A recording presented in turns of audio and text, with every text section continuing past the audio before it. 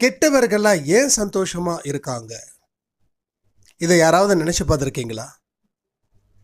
நாம ஒரு மேலோட்டமா ஒரு விஷயத்த பேசிட்டு போயிடுறோம்.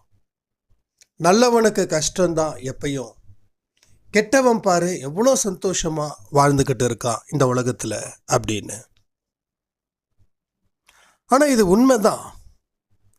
ஆனா இதுக்கு பின்னாடி இருக்கக்கூடிய உண்மை என்னன்னு யாருக்குமே புரியல. கெட்டவர்களே சந்தோஷமா வாழ்ந்துகிட்டு இருக்காங்க, அவங்களும் மனுஷன்தான். நல்லவர்கள் கஷ்டப்படுறாங்க, அவங்களும் மனுஷன்தான். அப்போ கடவுள் ஏன் கையை கட்டிக்கிட்டு கெட்டவன் சந்தோஷமா இருக்கிறதுக்கு வாழ்த்தணும், நல்லவன் துக்கமா இருக்கிறதுக்கு ஏன் வாழ்த்தணும்?